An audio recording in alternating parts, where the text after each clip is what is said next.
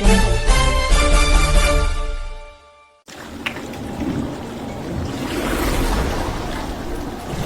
ಒಂದು ಪಾರ್ಕ ಕಾರ್ಯಕ್ರಮದಲ್ಲಿ ಆರೋಗ್ಯ ಶಿಬಿರವನ್ನು ನಡೆಸಿಕೊಳ್ಳಲು ಅನುಮತಿ ಪೂರ್ಣವಾಗಿ ಇಲ್ಲಿ ಮನುಷ್ಯನ ಆರೋಗ್ಯದ ದೃಷ್ಟಿಯಿಂದ ಏನು ಹಿತನುಡಿಗಳನ್ನು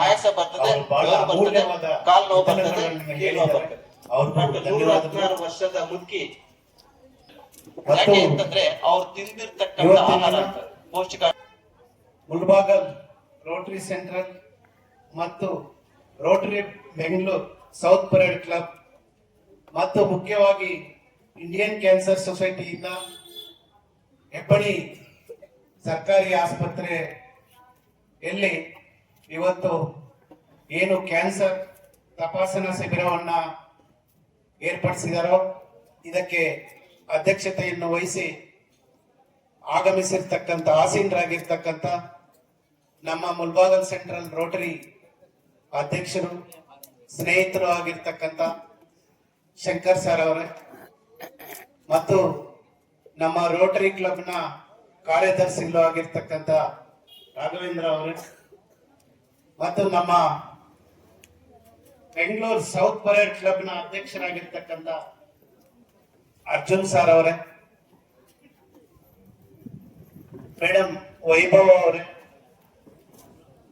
ಉಮಾ ಮೇಡಮ್ ಅವರೇ ಮತ್ತು ಮುಖ್ಯವಾಗಿ ನಮ್ಮ ಕ್ಲಬ್ನ ಸದಸ್ಯರಾಗಿರ್ತಕ್ಕಂಥ ರೋಟರಿ ರಮೇಶನ್ ಅವರೇ ಮತ್ತು ಇದೇ ಸರ್ಕಾರಿ ಆಸ್ಪತ್ರೆಯ ವೈದ್ಯರಾಗಿರ್ತಕ್ಕಂಥ ಗಾಯನ್ ಡಾಕ್ಟರ್ ಅವರೇ ಮತ್ತು ನಮ್ಮ ಹಿರಿಯ ರೋಟರಿ ಸದಸ್ಯರಾಗಿರ್ತಕ್ಕಂಥ ಸುದರ್ಶನ್ ಸರ್ ಅವರೇ, ನಮ್ಮ ವರದಪ್ಪನ್ ಅವರೇ, ಹೆಬ್ಬಳ್ಳಿ ಗ್ರಾಮ ಪಂಚಾಯತಿ ಮಾಜಿ ಅಧ್ಯಕ್ಷರಾಗಿರ್ತಕ್ಕಂಥ ಗಂಗಾಧರ್ ಅವರೇ, ಮುಖ್ಯವಾಗಿ ನಮ್ಮ ಇಂದಿನ ಅಧ್ಯಕ್ಷರು ಆಗಿರ್ತಕ್ಕಂಥ ಸ್ನೇಹಿತರು ಶ್ರೀನಿವಾಸ ರೆಡ್ಡಿ ಸರ್ ಅವರೇ, ಮುಂದೆ ಆಸೀನರಾಗಿರ್ತಕ್ಕಂಥ ಎಲ್ಲ ಫಲಾನುಭವಿಗಳೇ ಮತ್ತು ಏನು ಈ ಶಿಬಿರದಲ್ಲಿ ಆರೋಗ್ಯ ತಪಾಸಣೆಯನ್ನು ಮಾಡಿಕೊಳ್ಳಲು ಬಂದಿರತಕ್ಕಂಥ ಎಲ್ಲ ಸಾರ್ವಜನಿಕ ಬಂಧುಗಳೇ ಮತ್ತು ಮಕ್ಕಳೇ ಮತ್ತು ಮಾಧ್ಯಮದ ಸ್ನೇಹಿತರೆ, ಹೆಬ್ಬಣಿಯಲ್ಲಿ ಈ ಶಿಬಿರವನ್ನ ಆಯೋಜನೆ ಮಾಡಬೇಕು ಅಂತಂದ್ರೆ ಮುಖ್ಯ ಕಾರಣಕರ್ತರು ನಮ್ಮ ರೋಟರಿ ರಮೇಶ್ ಅವರು ಮತ್ತು ನಮ್ಮ ಕಾಡೇನಹಳ್ಳಿ ನಾಗರಾಜನ್ ಅವರು ಕೂಡ. ನಮ್ಮ ಕಾಡೇನಹಳ್ಳಿ ನಾಗರಾಜನ್ ಅವರು ನಿರಂತರವಾಗಿ ರೋಟರಿಯಲ್ಲಿ ಸೇವೆ ಸಲ್ಲಿಸಿದ್ದಾರೆ. ಆ ರೋಟರಿಯಲ್ಲಿ ಅಧ್ಯಕ್ಷರಾಗಿದ್ದಾರೆ. ಸುಮಾರು ರೋಟರಿ ಸೇವೆಯಲ್ಲಿ ಮಾಡಿ ಈಗಲೂ ಕೂಡ ಹೆಬ್ಬಣಿ ಗಡಿ ಭಾಗದಲ್ಲೇ ನಡಿಬೇಕು ಅಂತ ಹೇಳ್ಬಿಟ್ರು. ಅವರು ಬರಬೇಕಾಗಿತ್ತು, ಕಾರಣಾಂತರದಿಂದ ಅವರು ಬರಕ್ಕಾಗ್ಲಿಲ್ಲ. ಅವರ ಅನುಪಸ್ಥಿತಿಯಲ್ಲಿ ನೀವೆಲ್ಲರೂ ಕೂಡ ಕಾರ್ಯಕ್ರಮವನ್ನ ಯಶಸ್ವಿಗೊಳಿಸಿ ಆ ಭಾಗದ ಎಲ್ಲಾ ನಮ್ಮ ಸಾರ್ವಜನಿಕ ಬಂಧುಗಳಿಗೆ ಅನುಕೂಲ ಆಗ್ಬೇಕು ಅಂತ ಹೇಳಿ ಕಳಿಸಿದ್ರು. ಮತ್ತು ಎಲ್ಲರೂ ಕೂಡ ಆರೋಗ್ಯದ ಬಗ್ಗೆ, ಕ್ಯಾನ್ಸರ್ ಬಗ್ಗೆ ಬಹಳ ಅರ್ಥಪೂರ್ಣವಾಗಿ ತಿಳಿದಿರ್ತಕ್ಕಂಥ ಡಾಕ್ಟರ್ ವೈದ್ಯರುಗಳು ಬಹಳ ಸ್ವಚ್ಛವಾಗಿ ತಿಳಿಸಿದ್ದಾರೆ. ಆರೋಗ್ಯದ ಬಗ್ಗೆ ಹೇಳ್ಬೇಕು ಅಂತಂದ್ರೆ ನಮ್ಮ ತಿಳಿದ ಮಟ್ಟಿಗೆ ನಮ್ಮ ಹೃದಯ ಹೇಳ್ತದಂತೆ, ನನಗೋಸ್ಕರ ಪ್ರತಿದಿನ ಅರ್ಧ ತಾಸು ನಡಿ, ನಿನಗೋಸ್ಕರ ನಾನು ನಿನ್ನ ಜೀವನದಲ್ಲಿ 10 ವರ್ಷ ಹೆಚ್ಚಾಗಿ ನಡೀತೀನಿ ಅಂತದೆ. ಅದಕ್ಕಾಗಿ ನಾವು ಬದುಕುವ ಸ್ಟೈಲ್ ಅನ್ನು ಚೇಂಜ್ ಮಾಡ್ಕೋಬೇಕಾಗುತ್ತದೆ. ಯಾಕೆಂತಂದ್ರೆ ಈಗಿನ ಊಟ ಉಪಚಾರಗಳಲ್ಲಿ ಬಹಳ ನಮ್ಮ ಆರೋಗ್ಯದಲ್ಲಿ ಏರುಪೇರುಗಳಾಗ್ತಾ ಇದೆ. ಅದರಿಂದ ಊಟ ಉಪಚಾರಗಳನ್ನು ಕೂಡ ನಾವು ಏನ್ ತಿಂತಾ ಇದೀವಿ, ಇದು ನಮ್ದು ಆರೋಗ್ಯಕ್ಕೆ ಒಳ್ಳೇದ ಅಲ್ವಾ ನೋಡ್ಕೊಳ್ಳೋ ಒಂದು ಜವಾಬ್ದಾರಿ ಕೂಡ ನಮ್ದೇ ಆಗಿರ್ತದೆ. ಮತ್ತು ದಿನಕ್ಕೆ ಒಂದು ಅರ್ಧ ತಾಸು ವಾಕಿಂಗ್ ನಡೆಯುವುದಾಗಿರ್ಲಿ. ನಾನೇನೋ ಕೆಲಸಕ್ಕೆ ಹೋಗ್ತಾ ಇದ್ದೀನಿ, ಚಟಿಕೆ ತಗೊಂಡು ಆರೆ ತಗೊಂಡು ನಾನು ಹೋಗ್ತಾ ಇದ್ದೀನಲ್ಲ, ಇಷ್ಟು ದೂರ ನಡೆದಿದ್ದೀನಲ್ಲ, ಅದಲ್ಲ. ಇದಕ್ಕಾಗಿಯೇ ನಾವು ಅರ್ಧ ಗಂಟೆ ನಡೆಯುವುದನ್ನೇ ನಡೀತಾನೆ ಇರಲೇಬೇಕು ನಾವು. ಮತ್ತು ಅದಕ್ಕಿಂತ ಮೊದಲು ಯಾರ್ಯಾರಿಗೆ ಅನುಕೂಲ ಇದೆಯೋ ಅವರು ನಡೆಯುವುದಕ್ಕಾಗ್ಲಿಲ್ಲ ಅಂತಂದ್ರೆ ನಿಮ್ಮ ಯೋಗ ಶಿಬಿರವನ್ನ ಯೋಗವನ್ನು ಪ್ರಾಕ್ಟೀಸ್ ಮಾಡ್ಕೊಳ್ಳಿ. ಈಗೆಲ್ಲ ಕೂಡ ಎಲ್ಲರ ಮನೆಗಳಲ್ಲೂ ಮೊಬೈಲ್ ಇರ್ತದೆ, ಇಂಟರ್ನೆಟ್ ಇರ್ತದೆ. ಇಂಟರ್ನೆಟ್ ಇಲ್ಲ ಅಂದ್ರೂ ಮೊಬೈಲ್ ಅಂತೂ ಇದ್ದೇ ಇರ್ತದೆ. ಮೊಬೈಲ್ ಅಲ್ಲಿ ನೀವು ಯೋಗ ಒಂದು ಬಂದು ನೀವು ಟೈಪ್ ಮಾಡಿ ಹೋದ್ರೆ ಸುಮಾರು ಯೋಗ ನಮ್ಮ ಎಲ್ಲಾ ತರದ ಯೋಗ ಇದ್ರನ್ನ ತೋರಿಸುತ್ತದೆ. ನಾವು ದಿನ ಒಂದೊಂದು ಯೋಗವನ್ನು ಕೂಡ ನಾವು ಮಾಡಿಕೊಂಡು ಮುಂದಿನ ದಿನಗಳಲ್ಲಿ ನಿಮ್ಮ ಆರೋಗ್ಯವನ್ನ ನೀವು ಕಾಪಾಡಿಕೊಳ್ಳಲು ಅಂತ ಹೇಳಿ, ಮತ್ತು ಏನು ಇವತ್ತು ನನ್ನ ರೋಟರಿ ಬಗ್ಗೆ 2 ಮಾತು ಹೇಳಲೇಬೇಕು. ಈ ಭಾಗದಲ್ಲಿ ರೋಟರಿ ಅಂದ್ರೆ ಯಾರಿಗೂ ಗೊತ್ತೇ ಇರಲಿಲ್ಲ 2-3 ವರ್ಷದ ಹಿಂದೆ ಕೂಡ. ಇತ್ತೀಚೆಗೆ ನಾನು ರೋಟರಿ ಸದಸ್ಯ ಆದ ಮೇಲೆ ಕೂಡ ಈ ಭಾಗದಲ್ಲಿ 2 ತಿಂಗಳಲ್ಲಿ 4-5 ಕಾರ್ಯಕ್ರಮಗಳನ್ನ ಮಾಡಿದೆ. ಇದೇ ನಮ್ಮ ಹೈಸ್ಕೂಲ್ ಮಕ್ಕಳು ಇಲ್ಲಿದ್ದಾರೆ.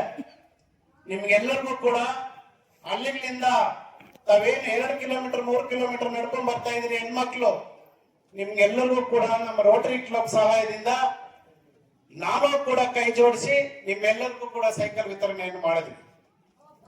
ಮತ್ತು ಇದೇ ಭಾಗದಲ್ಲಿ ನಮ್ಮ ಹೆಬ್ನಿ ಪಂಚಾಯತಿ ಬೈರ್ಕೂರ್ ಭಾಗದಲ್ಲಿ ನಮ್ಮ ರೋಟರಿ ಸೆಂಟ್ರಲ್ ಇಂದ ಏನು ಕಾಮಧೇನು ಪ್ರಾಜೆಕ್ಟ್ ಅನ್ನ 300 ಹಸುಗಳ ವಿತರಣೆ ಕಾರ್ಯಕ್ರಮವನ್ನು ಹಮ್ಮಿಕೊಂಡಿದ್ರು. ಅದರಲ್ಲಿ ಯಥೇಚ್ಛವಾಗಿ 20 ಹಸುಗಳನ್ನು ಈ ಭಾಗಕ್ಕೆ ತಂದು ನಾನು ಎಲ್ಲ ನಮ್ಮ ರೈತ ಬಾಂಧವರು ಅಂದ್ರೆ ಕಟ್ಟ ಕಡೆ ರೈತ ಮಹಿಳೆ ಏನು ನಾನು ಹಸುವಿಂದನೇ ಹಾಲು ಕರೆದು ನಾನು ಜೀವನ ಮಾಡಬೇಕು ಅನ್ನೋ ವ್ಯಕ್ತಿಗಳಿಗೆ ನಾವು 20 ಜನಕ್ಕೆ ಹಸುಗಳನ್ನು ವಿತರಣೆ ಮಾಡಿದ್ವಿ. ಈಗಾಗಲೇ ಮೊನ್ನೆ ಒಂದು 15-20 ದಿವಸದ ಹಿಂದೆ ನಮ್ಮ ಶ್ರೀನಿವಾಸ ರೆಡ್ಡಿ ಅವರ ಅಧ್ಯಕ್ಷತೆಯಲ್ಲಿ ಆ ಕಾರ್ಯಕ್ರಮವನ್ನು ಕೈಗೊಂಡಿದ್ದು. ಮಣಿಗೆಟ್ಟಿಮೆಟ್ಟಿ ಸರ್ಕಾರಿ ಶಾಲೆಯಲ್ಲಿ ತುಂಬಾ ಸ್ಟ್ರೆಂತ್ ಇದ್ರು. ತುಂಬಾ ಮಕ್ಕಳು ಓದುವಾಗ ನಾವು ಒಂದ್ಸಲಿ ಭೇಟಿ ನೀಡಿದ್ರೆ ಎಲ್ಲ ಕೆಳಗಡೆ ಕುಂತಿದ್ರು. ಅದನ್ನು ನೋಡಿ ನಾವಿಬ್ಬರು ನಮ್ಮ ಆಗಿನ ಅಧ್ಯಕ್ಷರು ನಾನು ಕೂಡ ಮಾತಾಡಿ ಶಾಲೆಗೆ ಎಷ್ಟು ಡೆಸ್ಕ್ ಪೀಠೋಪಕರಣ ಕೂಡ ನಾವು ವಿತರಣೆ ಮಾಡಿದ್ವಿ. ಇವತ್ತಿನ ದಿನ ಇದು ಅದ್ಭುತ ಕಾರ್ಯಕ್ರಮ. ನನ್ನ ತಿಳಿದ ಮಟ್ಟಿಗೆ ಬೆಳಿಗ್ಗೆ ಒಬ್ಬರು ಲಾಯರ್ ಒಬ್ಬರು ಕಾಲ್ ಮಾಡಿದ್ರು ನಮ್ಮ ಹೆಚ್ಕೋಡಲ್ಲಿ ಇಂದ, ಅಣ್ಣ ತುಂಬಾ ಒಳ್ಳೆ ಕೆಲಸ ಮಾಡಿಸ್ತಾ ಇದ್ದೀರಿ ನಿಮ್ಮ ರೋಟರಿ ಕಡೆಯಿಂದ, ತುಂಬಾ ಒಳ್ಳೆ ಕೆಲಸ. ಯಾಕೆಂತಂದ್ರೆ ನಮ್ಮ ಹಳ್ಳಿಯಲ್ಲಿ ಹೆಚ್ಕೋಡಲ್ಲಿ ಮಾತ್ರ ಇತ್ತೀಚೆಗೆ ಒಂದು 6 ತಿಂಗಳೊಳಗಡೆ 10 ಜನ ಸಾವನ್ನಪ್ಪಿದ್ದಾರೆ. ಏನ್ರಿಂದ? ಕ್ಯಾನ್ಸರ್ ಇಂದ. ಇದು ಅವೇರ್ನೆಸ್ ಅಂದ್ರೆ ನಾವು ಎಷ್ಟರವರೆಗೂ ಮಾಡ್ತೀವಿ, ಪಾಂಪ್ಲೆಟ್ ಹೊಡಿಸಿದ್ವಿ, ಡಂಗೂರ ಹೊಡಿಸಿದೀವಿ, ನೈಟ್ ಎಲ್ಲ ನಮ್ಮ ಆದಷ್ಟು ನಮ್ಮ ಎಲ್ಲಾ ಹಳ್ಳಿಗಳಲ್ಲಿ ಕೂಡ ನಮ್ಮ ನಾಯಕರುಗಳು ಲೀಡರ್ಗಳು ಸೇರಿದ್ದಾರೆ. ಎಲ್ಲರಿಗೂ ನಾನು ಇನ್ಫಾರ್ಮ್ ಮಾಡಿ ಅವ್ರು ಅಷ್ಟು ಮಾತ್ರ ಮಾಡಿದ್ದಾರೆ. ಅವ್ರಿಗೆಲ್ಲರೂ ಕೂಡ ನಾನು ಕೃತಜ್ಞತೆಗಳನ್ನು ಸಲ್ಲಿಸ್ತೀನಿ. ಯಾಕೆ ಈ ಮಾತುಗಳನ್ನು ಹೇಳ್ತಾ ಇದ್ದೀನಿ ಅಂತಂದ್ರೆ, ನನ್ನ ಹತ್ರ ಬಂದ್ರು ಕ್ಯಾನ್ಸರ್ ಇಂದ ನಾವು ಬಳಲ್ತಾ ಇದೀವಿ, ನಾವು ಆಸ್ಪತ್ರೆಗೆ ಹೋಗ್ತೀರಾ, ನಮಗೆ ಆಸ್ಪತ್ರೆ ಖರ್ಚಿಗೆ ಏನಾದ್ರೂ ನೀವು ಸಹಾಯ ಮಾಡಲೇಬೇಕು ಅಂತ ಹೇಳಿದಾಗ ನಾನೊಂದು 5,000-10,000 ಕೊಟ್ಟಿದ್ದೀನಿ. ಸುಮಾರು ಜನಕ್ಕೆ ಕೊಟ್ಟಿದ್ದೀನಿ. ಹೆಬ್ನಿ ಬೈಪಲ್ ಕೊಟ್ಟಿದ್ದೀನಿ, ಹೆಚ್ಕೋಡಿಯಲ್ಲಿ ಕೊಟ್ಟಿದ್ದೀನಿ. ಅಷ್ಟೇ ಮಾಡಕ್ಕಾಗುತ್ತೆ ಹೊರತು ನಾನು ಅವ್ರ ಪ್ರಾಣವನ್ನು ಉಳಿಸಕ್ಕಾಗ್ತೋ ಆಗಲ್ಲ. ಅದರ ಸಲುವಾಗಿ ನಮ್ಮ ರೋಟರಿ ಅಧ್ಯಕ್ಷರು ಎಲ್ಲ ನಮ್ಮ ರೋಟರಿ ಸದಸ್ಯರಲ್ಲಿ ಮಾತನಾಡಿ ಈ ಭಾಗದಲ್ಲಿ ಯಥೇಚ್ಛವಾಗಿ ಕ್ಯಾನ್ಸರ್ ಇಂದ ಬರುತ್ತಿದ್ದ ಎಲ್ಲ ಆರೋಗ್ಯ ಕೆಡಿಸಿಕೊಂಡು ಸುಮಾರು ಜನ ಸಾವನ್ನಪ್ತಾ ಇದ್ದಾರೆ ಅಂತ ಹೇಳಿ ಈ ಭಾಗದಲ್ಲಿ ಕ್ಯಾಂಪ್ ಅನ್ನು ಅರೇಂಜ್ ಮಾಡಿಸಿದ್ವಿ.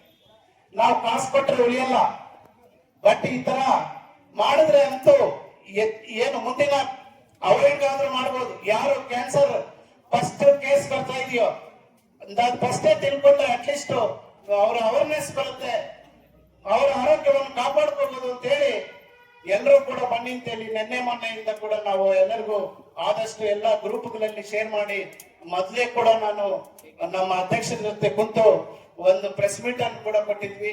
ಈಗಾಗಲೇ ನಮ್ ತಿಳಿದ ಮಟ್ಟಿಗೆ 30-35 ಜನ ಹೆಸರನ್ನು ಕೂಡ ಬರ್ಸಿದ್ದಾರೆ. ಒಳ್ಳೇದಾಯ್ತು. ಇನ್ನು ಹೆಬ್ನಿಯಲ್ಲಿ ಒಂದು ಸಂತೆ ಇರೋದ್ರಿಂದ ನಿಧಾನಗತಿಯಲ್ಲಿ ಜನ ಬರ್ತಾ ಇದ್ದಾರೆ. ಬಂದು ತಾವೆಲ್ಲರೂ ಕೂಡ ನಮ್ ಡಾಕ್ಟರ್ ತಂಡ ಏನಿದೆಯೋ ಅವ್ರೆಲ್ಲೂ ಒಳಗಡೆ ಬಂದು ಎಲ್ಲರೂ ತಪಾಸಣೆಗೆ ಒಳಪಡಿಸ್ಕೋಬೇಕು ಅಂತ ಹೇಳಿ ಏನು ಈ ಅವಕಾಶ ನನಗೆ ಕಲ್ಪಿಸಿಕೊಟ್ಟಿರ್ತಕ್ಕಂಥ ನಮ್ಮೆಲ್ಲ ರೋಟರಿ ಸದಸ್ಯರಿಗೂ ಅಧ್ಯಕ್ಷರಿಗೂ ವಂದಿಸುತ್ತಾ ನನ್ನ ಮಾತನ್ನು ಮುಗಿಸ್ತಾ ಇದ್ದೀನಿ. ಜೈ ಹಿಂದ್, ಜೈ ಕರ್ನಾಟಕ.